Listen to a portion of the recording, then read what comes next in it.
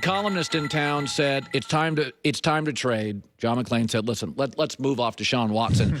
It does seem, it's funny. We as a staff, we talked about this morning. In the NBA, it's understood. You lose the star, you lose the trade. You just try to get back as much as you can. Yeah. But, Albert, that's not the way the NFL works. It is not. The Patriots moved off stars all the time. Herschel Walker, Cowboys dynasty was built on that. This is a great college football quarterback draft next year. There's not really an overwhelming one. It's supposed to be one of the leaner quarterback years. Could I not argue? It's a great time if you have to move him. This is the time to move him. Well, there are a few things at play here, Colin. I think the first thing is they don't have to do anything right now. There's no roster bonus due in March. The start of free agency isn't really going to affect Deshaun Watson's value. He's not Carson Wentz or Sam Darnold, where when seats start filling up, quarterbacking seats across the NFL, like now all of a sudden you won't be able to get true value back for him. He's a good enough player where his value is going to hold. And so the Texans have, a good 6-7 weeks until the NFL draft to try and get him back on board. And there's nothing more valuable than a 25-year-old franchise quarterback. So I can 100% understand why, for right now at least, they would take the time to try and amend the situation. I also think that there's going to be some pressure from other owners on the Texans not to do this. And I know that's technically illegal and everything else, but I think there are other teams in the NFL that are looking at this and saying, like this isn't Sam Darnold or Carson Wentz getting traded. This is a young franchise quarterback potentially forcing his way out. And so it'll be interesting to see how that piece of it might affect things going forward. Again, the Texans don't have any reason to move forward with any sort of speed right now. To me, the deadline is the NFL draft because that's when you get a current year pick. And if you are going to have to replace Deshaun Watson, that's when you would do it. You don't have to do it right now. All right. J.J. Watt is one of the few NFL defensive guys with a brand. He's on his Instagram, I see, in regards to where he wants to go. Who's on the narrow list and who is off the narrow list for his services? Well, I think where he wants to go and where the best money might be could be two different things. The Steelers and the Packers are, I think, at the top of his list for obvious reasons. His brother's in Pittsburgh. Obviously he's from Wisconsin. And so, those two places, contenders, they're comfortable for him. Both those places would be great for him.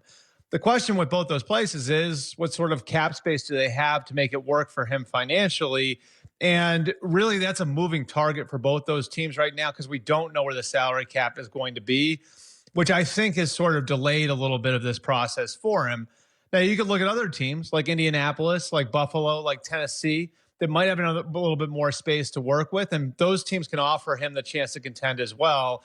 And so he has good options across the board. It's going to come down, I think, to sort of what he values and how fast all of this happens. Timing does matter. Again, when the cap is set, that's going to affect all of this. I would think that Pittsburgh and Green Bay would still be at the top of his list. The question is how fast those teams are willing to move and how the cap affects all of that. What I'm kind of looking at the Washington football team now, and Joy just reported that Alex Smith is out. I saw that right before I came on the show.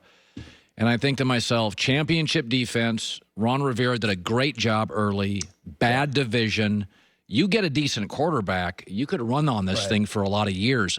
Sort it out for me. Where is Washington on a quarterback? What are you hearing? Well, they were never going to spend $19 million on Alex Smith. And quite honestly, like the stuff that came out in the GQ article, I think ruffled some feathers there and maybe sped up the process a little bit where they're separating from him now rather than maybe waiting another week or two.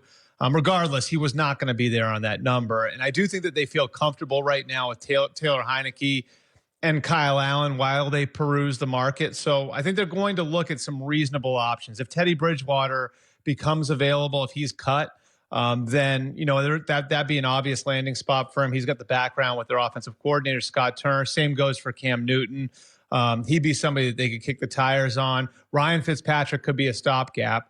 But I'm telling you, Colin, this is a team that is going to be looking at taking a big swing as well. So while they look at some of those options, they're also going to want to kind of keep the flexibility in place where if they can take a big swing at a Deshaun Watson, they've got the capital to go and do it. We saw them take a big swing at Matthew Stafford. Their offer to Detroit for Matthew Stafford was a first round and a third round pick. They are willing to take that sort of big swing on a quarterback, but it's going to have to be a truly elite guy. They viewed Stafford as a truly elite guy. Maybe there's somebody they see in that way in the draft. They haven't gone through that process quite yet. Maybe that guy's Deshaun Watson, but I think a big piece of what they're doing at the quarterback position is going to be maintaining flexibility so when that opportunity comes along, they can take their swing. All right. What are your sources saying, Albert Breer joining us, on Russell Wilson over the last 2 weeks, just laying it out there and going public and being hyper-aggressive? What are your people saying on that? You know, Colin, I think if you asked me a week ago, I would have been like 80-20. He stays in Seattle. I mean, now I'm maybe closer to like 60-40, 55-45.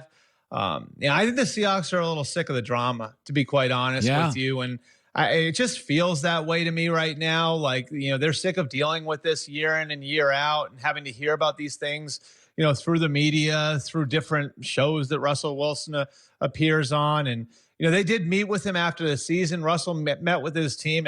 And really the three things that Russell Wilson has laid out that he wants. Number one, he wanted a new offensive philosophy. He's on board with the hire of Shane Waldron as their offensive coordinator. So that box is checked. That leaves two more boxes. Number one, he wants a big ticket offensive lineman to come in and help shore up that group. And number two, he wants to be involved and communicate on the direction of the franchise globally. And so whether those two things happen, I think remains to be seen. But I do not think that taking all of this public helped matters. I think a big piece of it was Aaron Rodgers coming out the day after the Packers season ended and saying what he said. It kind of gave Wilson cover to go public with some of his demands. I know part of the idea of what Wilson was doing was to try to create a sense of urgency with the Seahawks. I just don't know that it was digested that way by the people in Seattle, who I think are looking at it right now and saying, Russell, you're playing for one of the best organizations in the league. And this is an organization that's been to the playoffs in 8 of your 9 years. So we've done a lot of things to accommodate you already. You just sort of get that feeling that they're a little sick of the drama that goes along with having Russell Wilson as their quarterback. Yeah, your comment was mine. I've had a lot of friends text me on this and say, "What do you make of Russell?" And I say, it was a no way 2 weeks ago, almost no way a week ago. There's part of me now when I honestly believe it's closer to 60-40. And so when Michael Irvin says he's after Dak's job, and I'm like, yeah. Do you know, by the way, do you know Dak, as maybe the 10th best quarterback in the NFL, had made $50 million in endorsements as of 2 years ago? I was blown away by that number. Yeah. And like Colin, I would not ignore what look at the four teams, right? Like one makes sense from a football standpoint. I do think the Saints could take a big swing at quarterback. And so you can look at that and say, okay, he wants to go play for Sean Payton. The other three, though, to me, those are all about platform, right? Cowboys, Raiders, Bears. Like, to me, that's from a football standpoint, I think Seattle's might be a better place, right, than those three places. But you look at those three, what do those three have in common? Big market, big platform. Good stuff. Albert Breer, Monday Morning Quarterback. Good talking to you on a Monday, man. All right. Thanks, Colin.